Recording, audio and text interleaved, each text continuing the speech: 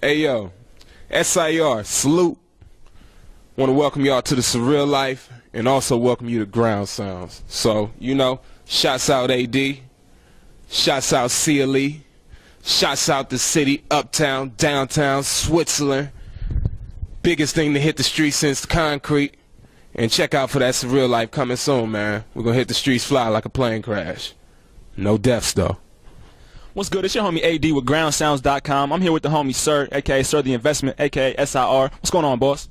Nothing much, man. Nothing much. Just out here doing a little work. Caught some time to catch up with Ground Sound in between working on the new project, so, you know. We appreciate that. So if you can, tell the viewers a little bit about yourself, background, what you do, how you hold it down. Hey, basically, you know, like I say, my name is SIR, birth name, real name, and I'm an artist from Cleveland, Ohio. You know, like you know, college student as well. Trying to lay out some groundwork just for the future, you know, set something up a little more solid, and that way that I can better finance what I have going on for the future. And working on a new project, The Surreal Life. Right. So, you know, that's what I want the people to stay tuned to. The new single, Like a Player, is out right now. So, you know, that's what we're working on right now. Right, and Like a Player, that's off The Surreal Life, right? Right. Okay, and how is that progressing? It's doing pretty good right now. Produced by Tone P, so we actually just getting it out to the DJs and whatnot right now throughout Ohio, Michigan, and like that. Recently was down in Chicago, Kentucky, and Panama Beach doing some shows and performing down there, so it's doing pretty good. That's big. That's big. Like to hear that. So this right here, Like a Player. This is a card, correct? This is like a, yes sir. You know, and it features The Surreal Life. Sir, Like a Player, tells about you. Has a little bio on the back, career stats. You know, I like these. Haven't seen a lot of these, you know. So big ups to these. Big ups to you. You know, and this this picture that you used, you were on stage opening up for Ace Hood on this, right? Yeah. This was at the Stroh Center. Yeah. Okay. That was an interesting show. It was pretty dope. The Stroh Center had actually just been opened up, I believe, and that was really like the first hip hop show that was done in there. So it was myself, and then I remember there was also the 419ers from Toledo. Shouts out to 419ers. I know that there was Elevated Living was in the building. Wright Brothers was in there filming, so it was definitely a good look. I know that there was some complications that went on, but you know it was still a good performance on behalf of the artists that actually did their thing. Right. So you know, complications always gonna happen. Right. Of course. What's life without some complications? Exactly. So your DJ Kev Cooper. Right. You know he's always with you every show. He was there at that show with you. Yes, you know you guys are, if you're doing an event, you know he's close by. If he's doing an event, you're close by. You guys represent Frontrunners, correct? Yeah. And so how's everything with Frontrunners, the group and everything like that? Everything's cool over there. Basically what it is basically it's an entity that we represent, basically to help one another out. You know, if there's something going on that I can help him out with, you know, then I do that. If it's something I can help him out with, and then that also goes for Suso, okay, and also Ace the Prez. So it's basically just like a family for real, right? You know, before it's anything else, and we just make sure that, you know, we supporting each other in our endeavors that we have going on. So at any given day, Frontrunners could be doing anything. Okay. You know what I'm saying? Anything. Right. That's good. That's good to hear. You know, like a family, you said, support everybody. And you also mentioned you're in school right now. Right. And at where?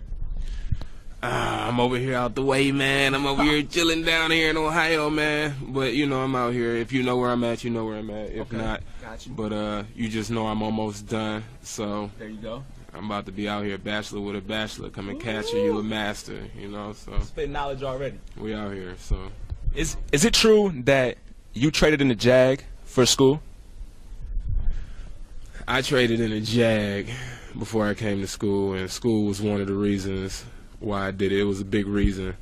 It was just due to the time and the finances. You know what I'm saying? I felt like that was something that I needed to do, because it was either stay in the city and probably get myself into a situation where, shit, I might not be free. Right. You know, or to sort of, you know, get out of that situation and try to get something better going. Okay. You know, so I had to make an option. You know, I was saying I had to trade off what was more important to me at that time. Right. You know, I sit back and I think about it sometimes like, damn, I wish should I had was that the best decision, but at the end of the day it's always better. It's always more moves to be made, and shit, if I wouldn't have did that, then I wouldn't be here right now talking to you. So that's true. Well, we're glad you did that. Appreciate that. The Surreal Life, you mentioned that how many more tracks there? I mean, how along is that? What are your plans for that? Endeavors with that project? The Surreal Life, the Surreal Life, the Surreal Life. It's almost done, man. Ooh, okay. A lot of hot producers on there. Can't even disclose how many songs on there, but basically what we're going for is classic music. Right. It's been about 2 years since the last release, and basically what we wanted to do was regroup and make sure that everything was done right. We wanted to make sure that everything from the music being laid down to the way that it sounds to the way that it's marketed, that all four corners were covered. Got it. You know, one of my homies back home told me, you know what I'm saying, you've been in this game for a while to the point where don't you think you bumped your head enough times to know what right moves to make. Right. So with that being the case, it sort of was an eye-opener, like, hey, you know what's going on, go ahead and get it done. So sometimes you just got to slow down. Right. You know, it's always quality over quantity. That's what anything in life. You know? I just tweeted that today, quality over quantity. I definitely agree with you on that. Yeah. Any time zone as far as relations to a drop date? Oh, yeah, this fall 2012. We actually just finishing up right now. I got 2 more features that I got to get in this weekend. Catherine Marie, dope feature, gonna be on the Skybox. Just remember, you heard that Skybox. Look out for that joint because it's bananas. And then I also had to get one last joint just got cleared from my boy Cashmere Royale. It's called I'm Winning. That's going to be crazy. Actually thinking about using that as the second single. But we are looking at right now fall 2012 for the release. Okay, definitely. Be on the lookout for that. The Surreal Life fall 2012, you know, coming up. Past projects. Your last project, what was the title of that? The last project was Aviation University? Yes. Okay. Yes. That was the last project, Aviation University. Got it. And can you tell us a little bit about that, what you did with that, how that went? Aviation University was probably one of my favorite projects. Basically, that was it was sort of a transition. Okay. That was a transition CD for me between coming from the city to coming to school. You know, before that was I Am Cleveland, and that project right there was sort of like 1 foot in, 1 foot out because, you know, coming into school, you definitely have to make some adjustments. Right. You know, you definitely have to make some adjustments to the way that you know, do business, to the way that you sort of operate, because it's like you're here for a different goal, so you got to make sure that that's taken care of. Because if not, you know, I could have stayed where I was at, so I had to sort of adjust to that, and you know, sort of strive to do what I came here to do. You know. So. This is true. And actually, I actually have I Am Cleveland, the project. You know. Classic. That's a classic. Graphics, by the way, I always love these graphics. I'm hip to the CD, actually. And I always love the graphics. Used to see them in MLH Studios, actually, up on the wall. That's how I got hip to the CD. You recorded this at MLH? Yeah, I did record that. Okay, got it. And how did this go for you? This was before Aviation University, yeah. And you said this was transitioning into coming to school, right? Yeah. And whatnot. So did you have more of a crowd as far as back home, as well as pick up a crowd here at school? Yeah. Okay. Can you tell us a little bit about that, please? Yeah, I think that was one of the changes too. Because in I Am Cleveland, I really hadn't even started any promotion for that project outside of the city. Okay. I did most of the promo back home. I remember we spent, man, the project dropped and we spent like 48 hours straight just up duplicating CDs at my boy PD Street's house. We just spent all night. We didn't even sleep, just duplicating. And my boy Keston, we just spent all night duplicating thousands of CDs. And that weekend, we actually went out and just flooded the streets with them and put them out there, went and shook some hands, kissed some babies, and connected with the people. Politics. And, you know, and just made sure that we got it out there. What Aviation University did was, it was, like I say, with it being that transition in the school, it crossed a lot of different paths. Right. You know, one of the things about being in a college setting is like you meet a lot of different people from a lot of different areas. Mm-hmm. So you got people from Florida, Kentucky, Atlanta, Los Angeles, Ohio, Michigan, Detroit. Shouts out to D. And you got so many places where people are coming and crossing that are picking up the music. Right. So it's, you know, if they enjoy it and they like it, then it's something that they take home, they spread to their people. So I feel like that was a success right there. And that was also good for networking and meeting a lot of people. So right now, we're bringing it back full circle with the Surreal Life and doing it for the city, doing it for Ohio, putting on and connecting with the people that we built up. taking over, really. Got you. Definitely like to hear that. Got to take over. You got to make moves, and it sounds like you're doing that. So I actually had the chance to see you and your performance. You're practicing preparation for a performance. I think it was that MGK performance, actually at Clazelle. Can you tell the viewers a little bit about what goes into like preparation for performance, what you do, how you get ready in weeks prior, or days prior, things like that? When I get ready for a show, it's like working out. Right. I basically just like to be sort of organized and make sure that I know what's going on.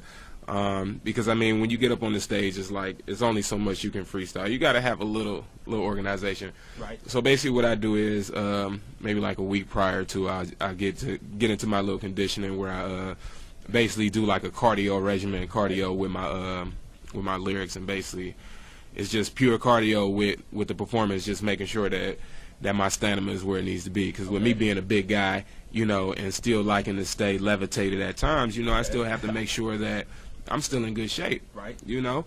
And shoot, I just left the gym maybe about a half an hour ago, 45 minutes before I came here. I was working out. So, you know, that's just something that, you know, good health, good mind, good music, good lifestyle. So I feel like all those play a part. So, you know, I make sure that I do that. And then days before we meet up with Kev Cooper comes down.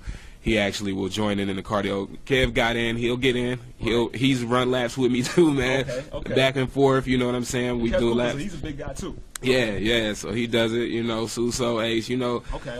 It's, you know what I'm saying? Because it's, at the end of the day, we still rehearsal. We still having fun, but you still gotta, you know, your life. This your vessel. You gotta work in this body. You gotta live here. Right. Okay. So That's you know, true. Treated good. Yeah. Treated good. So you just mentioned couple Front Runners members, like you did several minutes ago. How did you get involved with Front Runners?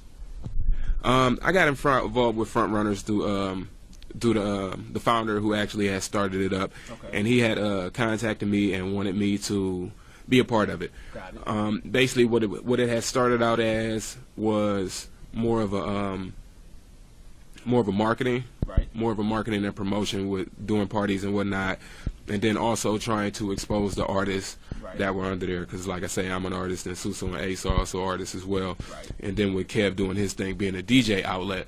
So that was basically the forefront of it, and so I was brought in to sort of help promote and sort of get the name buzzing out here. So that's how I was brought in, to bring that exposure to Front Runners. Got it. Okay, so. Definitely. I see you.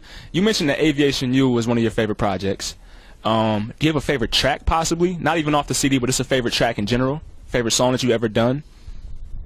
My favorite song unreleased is probably Closer to My Dreams, but that it's a lot of joints on the Surreal Life that's unreleased. That's probably going to change the bar up for that, though. Got it. But probably Closer to My Dreams probably still favorite right now. Okay. So that those have the potential to be favorite tracks over Closer to My Dreams, possibly. Yeah. Okay. Yeah. We got some classics on there. It's definitely some classics. I'm definitely on the lookout for that. Yeah. Also, I wanted to get into, you know, you have a so-called imposter, possibly, or an imitator, or whatever you want to call it. Goes by Sir the Investment as well. You can actually look him up on YouTube. I'm not trying to give him exposure or anything, but he's a Philly cat, and he's actually taking your name. How do you feel? How have you dealt with that? How do you deal with that? What do you do? You know, to keep you yourself, keep your title, without having somebody else take it or try to put their spin on the title as well. Well, I mean, as far as that's concerned, my name is Sir. Like I said, my name is Sir Evans. That's the name I was born with, you know, a long time ago. And I feel like that name will always be my name. Like, the reason why I decided to call myself Sir is because, you know, my mom, she used to always say, like, you should use your real name. I'm like, it's kind of corny, man. I don't want to use my real name. I don't want anybody in my business like that, you know what I'm saying? But then once I started to actually create music that was more me and more identified to what I was living and what I was going through, it only made sense to use that name. Right. And I feel like with that there and what the investment represents to me is like, that's basically what people have invested in me since I've known them, like their time, their life. I've seen people die over this shit right here. So, you know what I'm saying? People have invested their lives, their money, you know, there's a lot of things invested. So I feel like it's my job and it's my responsibility to give that back to them people. Right. And to give that back. And I've had it tatted on me, Okay. you know what I'm saying, for years. You know what I'm saying? About 8-9 years I had it tatted on me, the investment.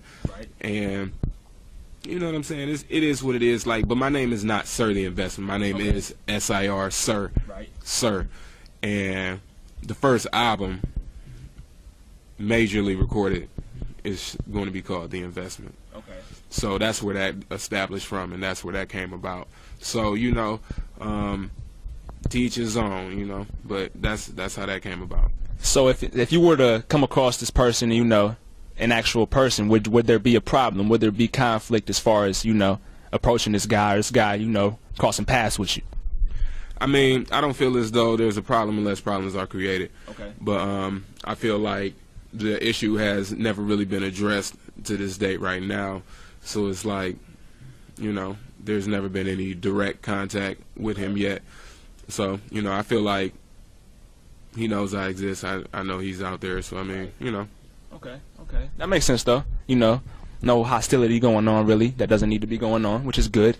Where can fans and viewers, audience members find your music, contact you, get updated with what you got going on? SirRealLife.com.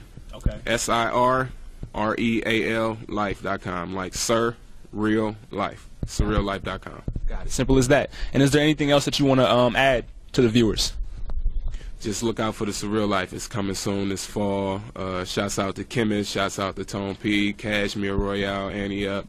A lot of dope features. We do got a hot DJ lineup on there. Leave that disclosed until everything's inked up and finalized. And a few hot features, man. But it definitely is going to be the hottest project to date right now. And one of the hottest projects of the year. So, you know, just look out for that. SurrealLife.com is where it's at. We definitely in support of that here at Ground Sounds. I'm AD, Sir, SIR. Salute.